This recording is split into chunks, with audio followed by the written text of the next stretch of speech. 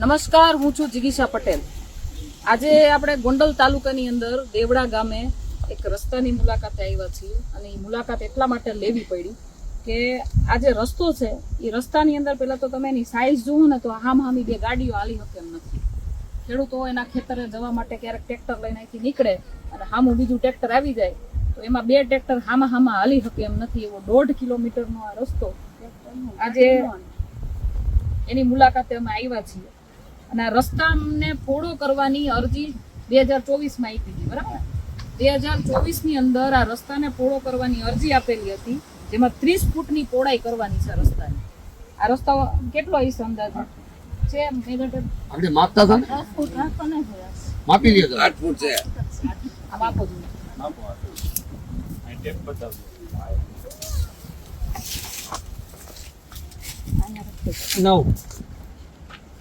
નવ ફૂટ 4 9 ફૂટ ને 4 ઇંચ છે.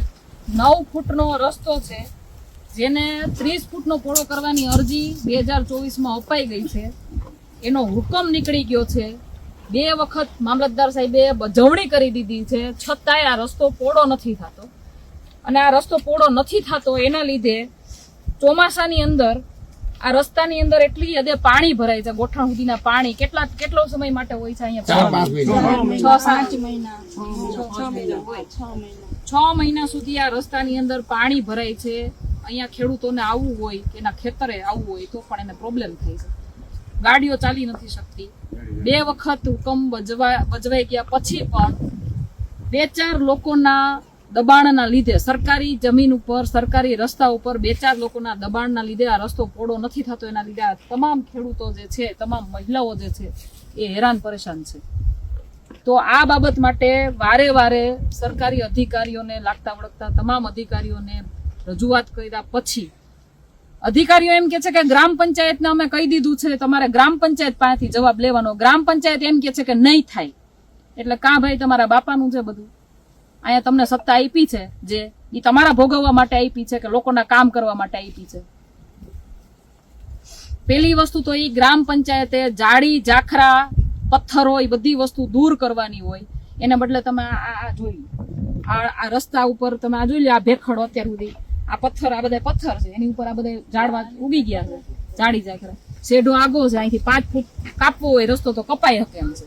પણ ઓલા કહેવાય ને, ઓલા ભાજપના લાગતા વળગતા હોય, એના ખેતર હોય એટલે એ કાપવા ન દે. ગ્રામ પંચાયત એની રક્ષણ કરે એનું.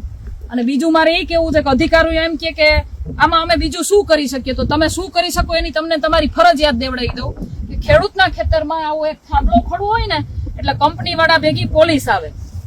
ખેડૂતના પોતાના ખેતરમાં થાંભલો ખોડવા માટે, પ્રોટેક્શન આપવા માટે પોલીસને મોકલીને આવા થાંભલા ખોડાવડાવે.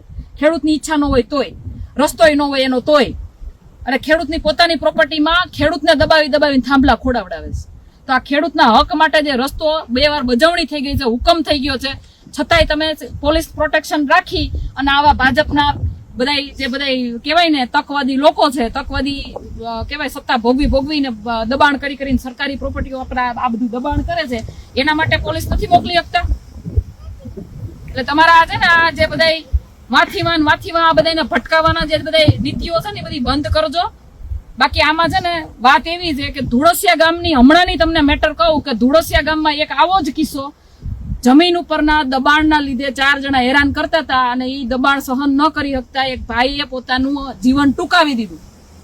એ શું કામ? કારણ કે અરજીઓ કરીને થાયકા હોય, અધિકારીઓ માનતા ન હોય, ભાજપના લાગતા વળગતા લોકોને પ્રોટેક્ટ કરતા હોય, લડીને થાયકા હોય અને પછી માંથી ધમકીઓ આવતી હોય એટલે બિચારા ખેડૂતો શું કરે? એટલે આવી પરિસ્થિતિ તમારે અહીંયા ઊભી કરવાની છે. આ ખેડૂતોના જ મોઢે સાંભળો કે તમને અહીંયા કેવી પ્રકારની તકલીફો કેવી પ્રકારની થાય છે. આવો ત્યારે ચોમાસામાં આવો ત્યારે એની પરિસ્થિતિ હલાતો જ નથી બેન, બીજેથી હાલીને જવાનું છે. જેરી જનાવરની બધું પાણીમાં હલવાઈ નથી દેતા. પાણી હોય બીજેથી રસ્તો કાઢીને હલવાઈ નથી દેતા. થઈ ગયો. અમે 2 વર્ષ જ થયા ટૂર ના પાડી દીધી. 2 વર્ષ થયા અમારા ખેતરમાં હાલતા નહીં એટલું અમે અમારે હાલવા ક્યાં જાવ? અમારે અહીં ઠેઠ વાડી આવી, અમે એક ગામ ક્યાં આવ્યું છે બીજા વાડી આવી, આમ ફરીને આવી તો ત્યાંથી અમને બે ખેતરવાળાએ ના પાડી દીધી કે અમારા ખેતરમાં હાલતા નહીં. તો અમારે હાલવા ક્યાં જવું? અને આવી રીતે બોયડીના ને કાંટા આમાં ગાડી હાલે તો ગોઠણ સુધી હાથરે પાણી પીરું હોય તો ગાડી હાલે તો ખૂતી જાય અમે પડી ને હાલીને આવે તો વચ્ચે સાપય આવે છે. જનાવર હોય ને પાણી ભેરું હોય એટલે હોય ડેંડા હોય ના અમારે જાવું ક્યાં? ઈ 6 મહિના સુધી એમ જ ન થાય વાડીએ જવાનું. ગઢિયા બે તો અટાણ સુધી સહન કર્યું પણ અમારે ક્યાં જવું?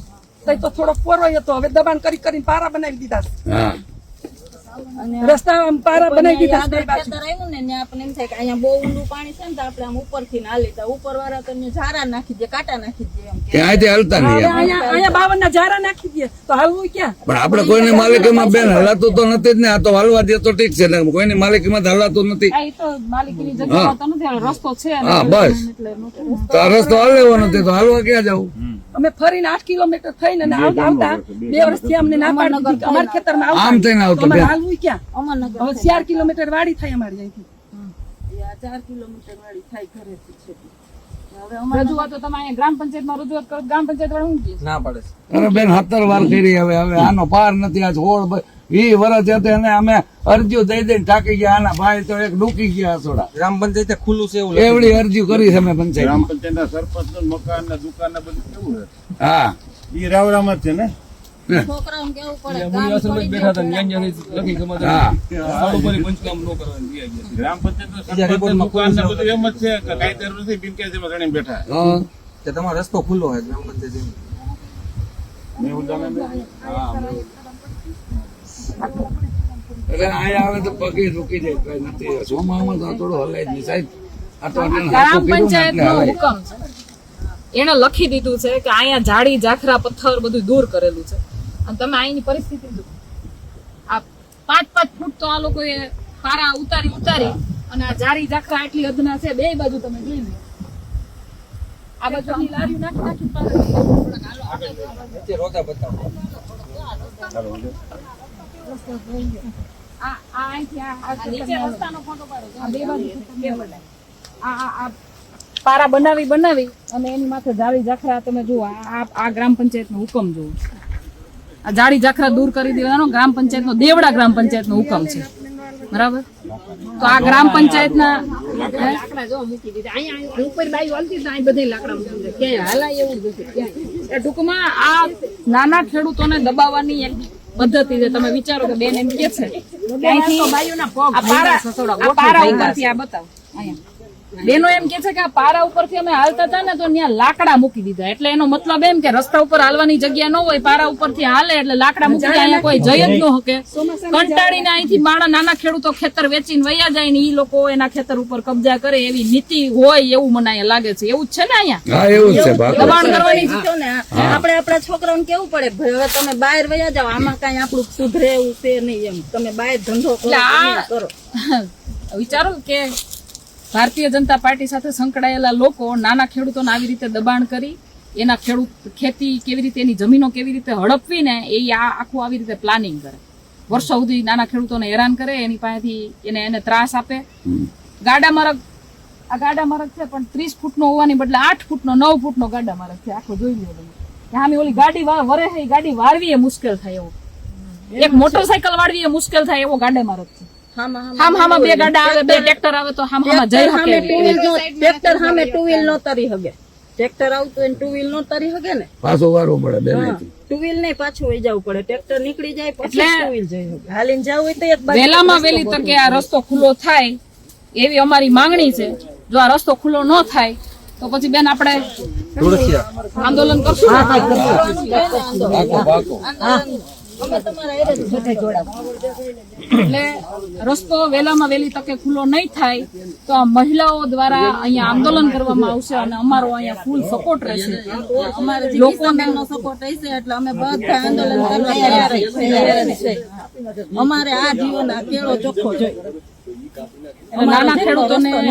નાના ખેડૂતોને દબાવવાનું બંધ કરો, એને એનો હક અધિકાર આપો, નહીતર પછી આંદોલન થશે. ગાંધી ચિંધ્યા માર્ગે આંદોલન થશે અને પછી દરેક બે પંચાયતને, આ સુલતાનપુરની પંચાયત હોય કે દેવડાની પંચાયત હોય, બે પંચાયતે પછી પોતાની કામગીરી કરવી પડે. એના કરતા સીધી રીતે તમારું જે કામ છે, તમારી ફરજ છે એ નિભાવો. જય હિન્દ, જય ભારત. વૈષ્ણવજન તો તેને કહીએ જે પીડ પરા